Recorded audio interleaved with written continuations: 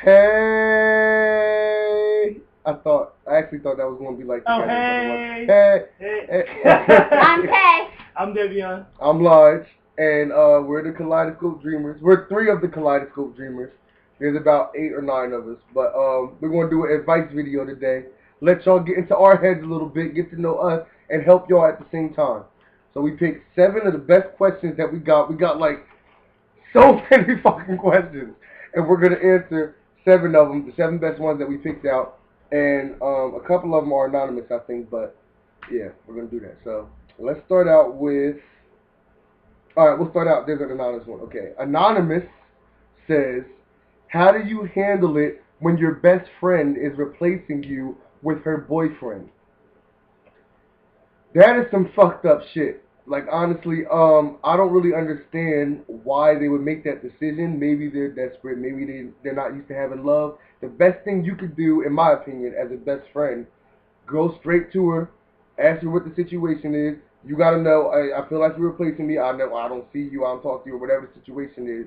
Be straight up front.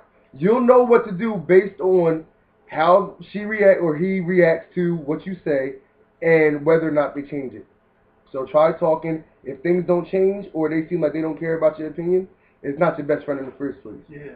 Real best friends don't put their spouses above you. Never, never. I agree with all that. She's more of the agreeing girl. You're gonna hear that a lot. A lot. Yeah, I agree. Alright, so, okay, Sunny_famous asks what he's asking. What do you do when you catch feelings for a friend? I feel like there's 2 different types of advice we can give to you, and both are effective for different reasons. The first one, if the feelings aren't that deep and all it is a crush and it's nothing major, don't say shit. Because you could fuck up the friendship and it's not worth the risk in that situation. But if it's getting to the point where the feelings get stronger and stronger, they're not going away no matter how hard you try, and it's killing you every day to not be with the person, fess up. Let them know how you coming from the jump, and either they'll reject you and deny you. If they reject you, then your friendship should be strong enough to handle it. If not, then I mean it happens. But if it wasn't that strong anyway, it probably wasn't that big a deal. True. If they go with it and they say they have feelings too, then you can see where it goes. Just take it gently. But those are usually the best relationships, the ones that come out of friendship anyway. So it's worth a shot. All right. Doesn't my smile look awesome on this camera? Okay. Nike_Eric_Jr. asks, what do you do if your friend stinks? Listen, if your friend is walking around stinking like shit, smelling like fucking chitlin casserole, you need to say something, because that's fake of you to not speak up and say that your friend is walking around smelling like a dumpster with feet. True. You can't do that. That's not right. It's your job to make sure they don't stink. Plus, if my best friend is walking around stinking, I can't have people knowing that I'm best friends with somebody that's walking around stinking. I need to fix that, and I need to help them fix that. I can't have that. Oh, Lord, you know your bro be stinking. What? I don't want to hear that bullshit. Or if No. you're scared to tell them, buy them some smell good deodorant. That's true. It sounds funny, but it's true. You can hint at the fact that they need to do something about that shit. But if that doesn't work, you gotta go straight in. You can't let your friends walk around like that. You can't. That's fucked up. Because if you smell it, other people smell it too. Exactly. And they're not as nice as you are. Better to hear it from you than somebody else later. Alright. Sid Marie 94, who I had sex with 2 days ago, says that she's trying to decide between 2 guys. Oh. What do you do when you're trying to decide between 2 guys? How do you decide? This is well, what do y'all think? Because I keep talking. Thank you. I think you just take both of them. That's what I think. Honestly, in my opinion, you play both fields, and then you play both fields for a little while, and then sooner or later you're going to see which one you're feeling more than the other one, or which one treats you better than the other one. It's gonna happen. You're gonna weigh out. That's exactly what I was saying. Don't just pick one. You have to play both fields at the same time. It's not playing if you're both just talking. Word. And then the first thing I would do, I've been in that situation a couple times. I like to make if they're both serious contenders, because if you're just talking, it don't really matter anyway.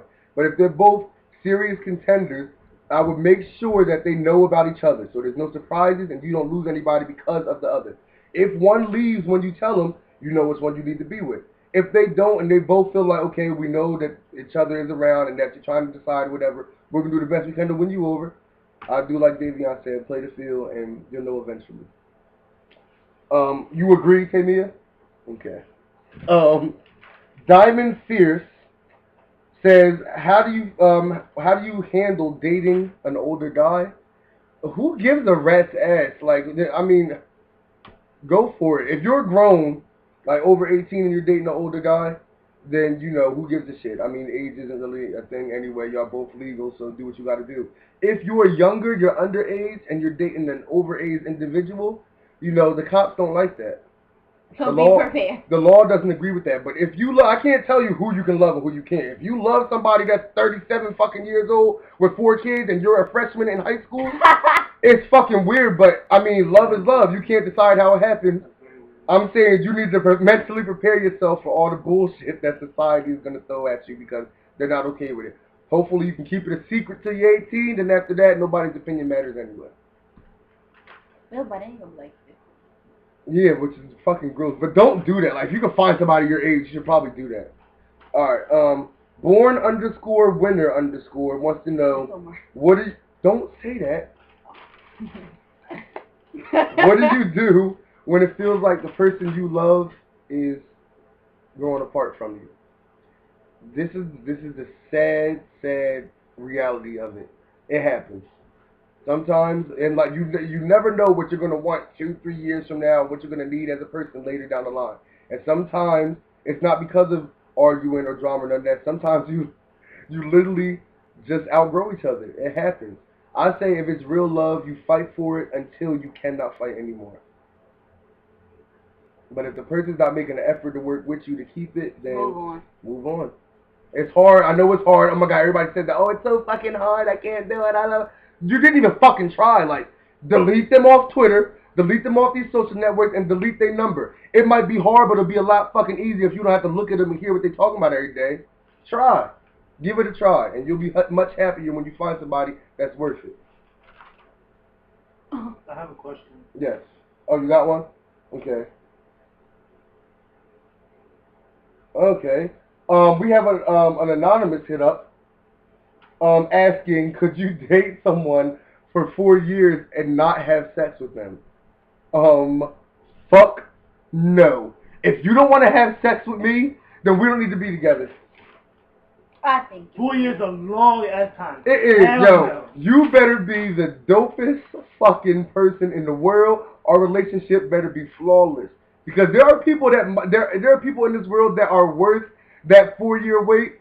There are. I can't lie. There's people that are worth it, but ooh shit, that's asking a lot. Cause man, especially of a guy, because we need it. We need that sex. It is a lot of masturbation. 4 years of Okay. No. That's a lot of cheating too. Cause come on now. I'm just not gonna be with you, cause I'm not gonna let myself be a cheater. But I'm not gonna sit around and fucking die. And let my fucking sack get all swollen because you want to be a virgin and you don't know why. Most of the time y'all don't know why. But, you know, I respect the girl that wants to wait, but get a grip. Like 4 years. It's different if you want to wait just to wait for the right time and person, but you can't set your own time limit on it. Like, exactly. That's so stupid. Yeah. That's dumb.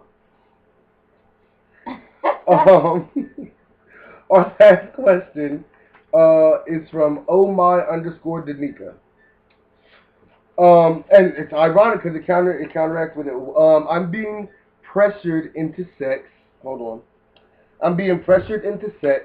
Now I feel like my heart is ready, but my mind and body are not. If you have sex with the guy you're with and you're not mentally prepared, it takes a lot of mental and emotional preparation to lose your virginity.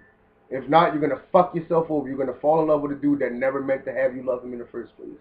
If you have that guy, though, and you already have that love and have established it without sex, then why not? If you feel like you're ready, then go for it.